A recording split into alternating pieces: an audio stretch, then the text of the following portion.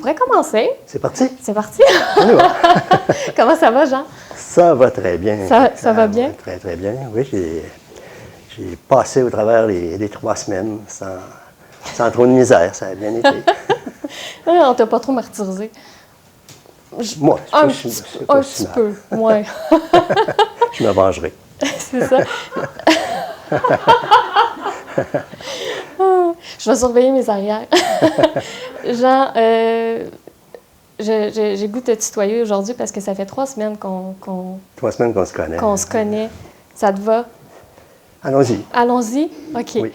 Jean, tu es un poète Wendat, originaire de Wendake. Tu as demeuré de nombreuses années à Saint-Henri-de-Lévis, mais maintenant tu as redéménagé dans ton patelin, sur ton territoire. Je suis revenu, c'est ça, après, je pense, 14 ou 15 ans d'exil. Je suis revenu sur la réserve indienne. Oui. En 1997, en fait, tu as publié ton premier recueil de poésie et de pensée qui s'appelait Le pas de l'Indien, aux éditions Le Loup de Gouttière. Rapidement, en fait, tu es devenu un des auteurs autochtones les plus prolifiques au Québec. Tu as publié une dizaine de recueils chez différents éditeurs, notamment le recueil Entre moi et l'arbre aux Écrits des Forges, qui date de 2013. 2013, oui. Je suis décédé, oui. Et tu t'es également qualifié comme finaliste pour le prix Alain Grandbois de l'Académie des lettres du Québec et pour un de tes derniers recueils que je montre ici, Au couchant de la terre promise, qui est sorti en 2021. Et ce fameux recueil a été, lui, aussi également finaliste au prix de la poésie Jean-Noël Pontbriand en 2022. Et en 2010, tu as fondé avec ton fils les éditions Anénorac à Québec. Ça a commencé en librairie, puis finalement, ça a fini en maison d'édition, c'est ça? Ça a commencé en une petite librairie, toute petite librairie, et puis ça a vite évolué. La librairie existe toujours, mais aussi on a fondé, quelques temps après, la maison d'édition Anénorac, qui fonctionne très bien. Oui. Oui, ben, oui. C'est possible d'aller vous voir à Québec aussi? Oui, c'est possible de venir nous voir. Oui, c'est où que c'est situé, la librairie? C'est à Wendake. C'est à Wendake. Donc, pour situer Wendake, si vous allez à Québec, Wendake, c'est au centre de Québec. Québec nous encercle. Donc, c'est très facile de nous trouver. Il y a même des autobus qui passent dans la réserve, imagine. Donc, c'est accessible, c'est pas seulement pour les Indiens. Super hôtel aussi. Un super hôtel. Magnifique. Hôtel-musée des Premières Nations. Oui. Jean, j'aimerais ça savoir comment la poésie s'est emmenée dans ta vie. Comment tu as passé aussi de chef de bande à poète à temps plein? T'sais, comment ça s'est fait, cette Moi, chose-là? je suis plutôt passé de poète à chef de bande et à poète Et ensuite de nouveau. poète. Tu es revenu à tes anciens amours. Non, comment ça a commencé? Ça a commencé, comme tu l'as dit tout à l'heure, en 1997. En 1997, c'est au moment où on venait de revenir sur la réserve indienne avec mon épouse et moi et les enfants. Et puis, on voulait ouvrir un petit commerce. Mon épouse voulait ouvrir un petit commerce. Donc, je compte tout ça. Oui, on a le temps de compter tout ça. On est là pour ça. Donc, c'est ça. Mon épouse a ouvert un petit commerce, un bar laitier, une crèmerie. Parce qu'à Wendake, sur la réserve indienne, il y a beaucoup de touristes. Il y a beaucoup de touristes français. Donc, on a ouvert ce petit commerce-là, mais ce qu'on ne savait pas, c'est que les Français, c'est pas des gens qui sont friands de crème glacée. Ça ne mange pas de crème glacée, ces gens-là. Donc, le commerce ne fonctionnait pas très, très bien. Donc, on a décidé. Ma femme m'a demandé elle savait que j'aimais beaucoup écrire. J'écrivais dans des cartes de souhait pour les amis, pour mon environnement. Donc, j'écrivais des petites pensées. Elle dit, t'aimes ça écrire? Fait qu'on va faire de l'artisanat. On a décidé de faire un mur dans le fond de la crèmerie, un mur d'artisanat, donc sur des pièces de cuir, sur des pièces de bois, de retail de bois. Je me suis mis à écrire des poèmes qu'on affichait là. Et puis là, la clientèle a commencé à venir pour acheter ces choses-là. Puis on leur vendait une crème glacée en sortant. Naturellement. Donc, ça a commencé comme ça. Mais moi, à cette époque-là, je travaillais comme informaticien au centre-ville de Québec. Et puis, quelqu'un m'a dit qu'une crèmerie, on ferme ça. À l'automne, ça ferme. Il n'y a pas grand monde qui mange la crème glacée l'hiver, en tout cas dans les maisons, là, mais pas dans les crèmeries. Donc, quelqu'un m'a dit, tu devrais écrire un livre avec tous ces poèmes-là. Je connais rien là-dedans, là. Je ne suis pas écrivain, je n'ai jamais écrit, je ne sais pas comment ça fonctionne. Mais je travaillais au centre-ville, donc un bon vendredi, j'ai décidé de prendre tout ça, tous les brouillons, puis j'ai mis ça dans une boîte de carton. Puis j'ai amené ça à mon travail. Et puis j'ai regardé dans l'annuaire téléphonique maison d'édition, la maison d'édition la plus près de où je travaillais. Parce que je prenais des marches le midi, j'ai dit, tant qu'à prendre ma marche, je vais aller porter ça dans une maison d'édition. Puis il y en avait une pas très loin, qui s'appelait le Loup de Gouttière. Donc je suis arrivé là le midi, puis la propriétaire de la maison d'édition était là, puis je lui ai dit, j'ai écrit des choses, ça vous intéresse, est-ce que ça vous intéresse de publier ça? Mais elle a dit, mon pauvre gars, c'est pas comme ça que ça fonctionne. C'est pas, une maison d'édition, ça marche pas comme ça. C'est pas comme ça qu'on présente un manuscrit. Bon, moi, j'ai dit, tant pis. J'ai dit, c'est pas grave, j'aurais essayé. Donc, je m'en retourne. Mais elle m'arrête, elle dit, regarde, j'avais envie de faire quelque chose de différent en fin de semaine. J'avais envie de me changer les idées. Laisse-moi donc ça. Je laisse toute ma boîte de brouillon. Je retourne au bureau. Puis le lundi, quand je reviens travailler, mon téléphone il clignotait. Je prends la ligne, puis ça me dit reviens vite ce midi, on te publie. Donc, donc, ça a donné Le Pas de l'Indien, le premier livre en 1997. Mon aventure comme écrivain a commencé comme ça. Je continue à parler, à compter ma vie comme ça. Hein? Est-ce que ça vous intéresse? Oui. On continue? Ben moi, on est pendu à TDF. Donc, oui, après ça, tout de suite après, avec cette maison d'édition-là, on a créé une petite collection qui s'appelle Les Loups Rouges, une collection de livres jeunesse. Le but, c'était de donner l'opportunité à des Autochtones d'écrire. Puis on se disait dans des petits livres jeunesse. D'ailleurs, vous en avez un derrière. C'est peut-être plus accessible pour commencer, pour les inciter à écrire. Donc, on a fait ça. Et puis, en 2002, j'ai pris ma retraite. Et puis, je suis tout de suite allé faire un bac à l'Université Laval. J'avais 55 ans, donc avec les jeunes de 20 ans à 21 ans. Je suis allé en création littéraire à l'Université Laval faire un bac. Jamais trop tard. Jamais trop tard, surtout que je paraissais jeune aussi à cette époque-là. Donc, c'est ça, je suis allé faire un bac, 3 ans. Puis le Conseil des arts du Canada m'a tout de suite engagé pour faire des résidences d'écrivains autochtones en début de carrière. Donc, j'ai commencé à offrir des résidences chez les Autochtones. Ça se passait à Banff, 5 ans à Banff. Après ça, ça s'est transféré. Je suis allé au domaine Forget, de l'autre bord du fleuve, ici, 1 an. Après ça, ça a été à Québec. Donc, j'ai fait des résidences comme ça avec les écrivains. Et puis, le monde de l'écriture des Premières Nations a pris de l'ampleur. Les gens ont commencé à écrire. Et puis, on a fondé, comme tu dis, en 2010, ça a été à la maison d'édition parce que c'était difficile pour les auteurs autochtones. La langue première, c'est la langue maternelle, c'est leur langue. C'est l'Innu, l'Atikamekw ou les Autochtones. Donc, c'était plus difficile d'écrire en français ou en anglais. Donc, les gens qui envoyaient des manuscrits dans les maisons d'édition, vous savez comment ça marche, hein? Les maisons d'édition reçoivent le manuscrit, puis regardent les premières pages, puis s'il y a des fautes, c'est tout de suite rejeté. Donc, c'était très difficile. Donc, nous autres, on a décidé de créer cette maison d'édition-là, justement pour aider les jeunes. On s'est dit, on va publier moins, mais on va travailler plus pour aider à la publication. Et puis, notre idée, notre principe a vraiment fonctionné. Je ne sais pas comment le livre qu'on peut avoir publié à date, mais on a vraiment un gros calendrier maintenant de publication. Et puis, on a réussi. Puis, ça a pris vraiment de l'envergure, la littérature des Premières Nations. D'ailleurs, à partir du 17, pour la 11e année, il va y avoir à Québec le Salon du livre des Premières Nations. Donc, il faut qu'on ait pas mal de matériel pour vraiment garnir nos tablettes puis offrir cette... Bravo, félicitations en tout cas. Ouais, très beau parcours.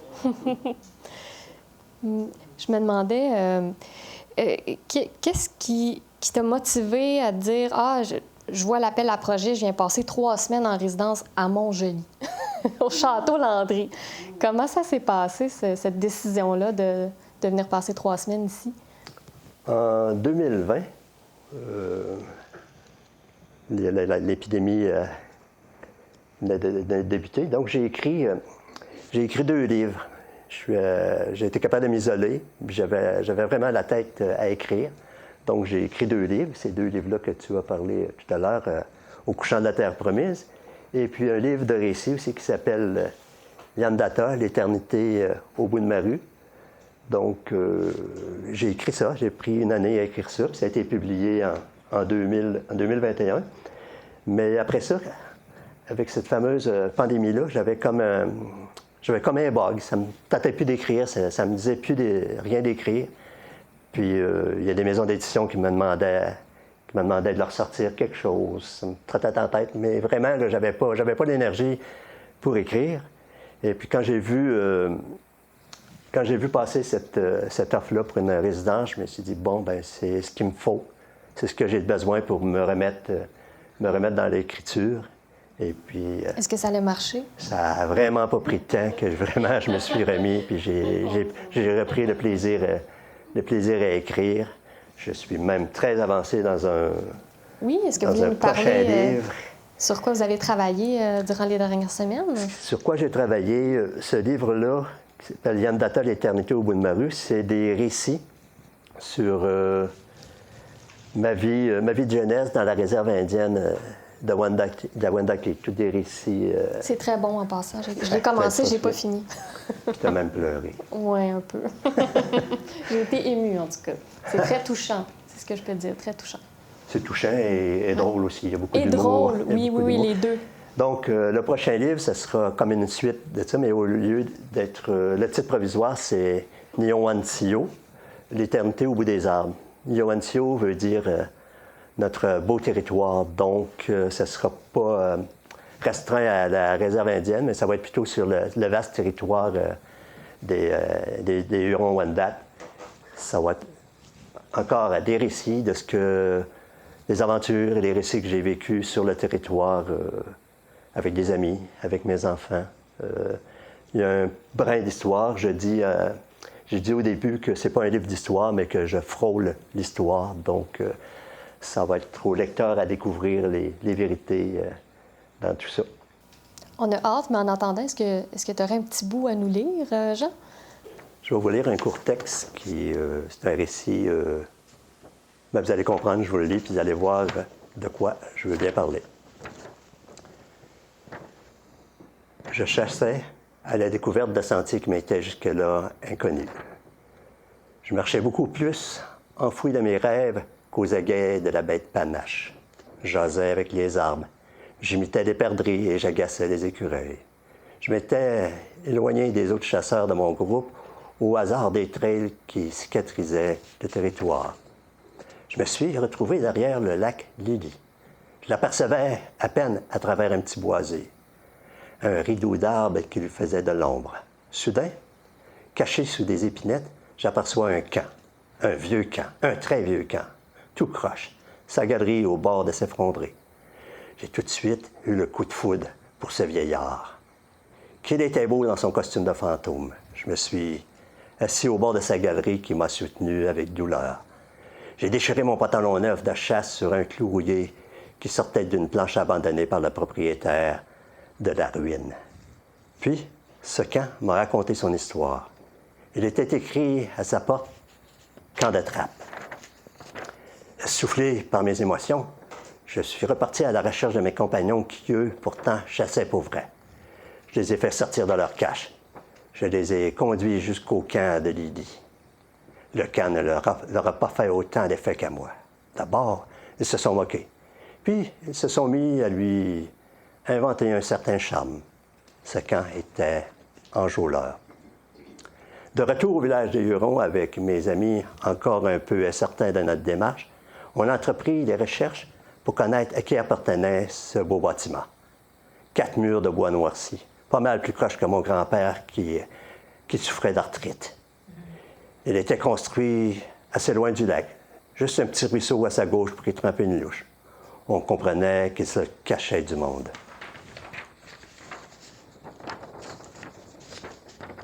Dans le registre des trappeurs du Québec, on a pu retracer le propriétaire du domaine. Un trappeur aussi vieux que son camp qui cherchait à le vendre. avec mon frère et les 3 chasseurs ensorcelés par de fausses qualités dont j'habillais la pauvre structure du château délabré, nous avons décidé d'acheter le camp du Lily. Le camp et son terrain de trappe pour 3 000 $, une vraie aubaine, 600 $ chacun. On était les heureux propriétaires d'un abri à rénover, à aimer ou à démolir.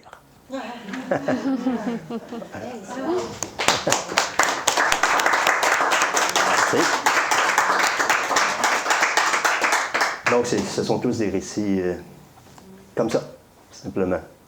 Ça vous a fait quoi de lire pour la première fois un extrait de ce livre à paraître? Ben, j'avais hâte à la fin pour voir si on allait applaudir. Bon, c'est différent. T'es soulagé? Non, l'autre étape, ça va être pour l'éditeur. J'espère qu'il va l'apprécier autant. Donc, la prochaine étape, c'est pour l'éditeur. Et à quand on pourrait espérer avoir ce livre entre les mains? Il y a encore beaucoup de travail, ouais. de correction. Vous savez, c'est épeurant quand on est écrivain puis qu'on envoie ça à un éditeur. On attend le retour, puis là, ça nous revient avec plein d'annotations, du rouge, tout là. Donc, là, on dit, ben voyons, c'est donc bien mal écrit. Mais dans le fond, non, c'est le travail de l'éditeur. Puis on s'habitue à ça. Après 14 livres, là, je pense que je commence à m'y adapter. J'aurais une dernière question. Je me demandais, parce que là, les 3 semaines tirent à sa fin quand même. Vous retournez à la maison très, très bientôt. Votre femme va vous retrouver. Il faut bien. C'est quoi votre moment fort de ces 3 dernières semaines? Avez-vous un moment particulier en tête que... Un moment fort. Je pense que ça a été pas mal... ça s'est rassemblé à tous les jours. J'avais vraiment la tête à écrire, sauf un avant-midi où j'avais envie de changer. Puis j'ai pris un petit livre que j'avais apporté avec moi, un petit livre d'une collection qu'on publie chez Anénorac, qui s'appelle Solstice. Puis j'ai lu, c'est tout petit. Et puis ça m'a donné le goût d'écrire quelque chose qui pourrait aller dans cette collection-là. Donc, en un avant-midi, j'ai écrit un texte qui peut-être pourrait se retrouver aussi dans cette collection-là. Donc, le moment fort, c'est de m'apercevoir que j'avais encore ce goût d'écrire tout le temps et toutes sortes de choses. Donc, en écrivant pour Solstice, j'avais aussi cette pensée que quand je vais partir d'ici, ben, je vais me remettre aussi à la poésie. Donc, je pense que c'est encore reparti, puis il n'y a plus personne qui va... Pas une pandémie qui va m'arrêter d'écrire, je pense, pour les prochaines années. On n'en souhaite pas d'autres. En tout cas, je souhaite vraiment bonne chance pour la suite. Puis ça nous a fait très, très plaisir de vous accueillir au Château Landry pour les 3 semaines. Et vous êtes toujours le bienvenu pour nous dire un petit coucou quand vous le désirez. Donc, merci beaucoup. Puis à très bientôt. À bientôt. À bientôt. C'est à merci. Merci.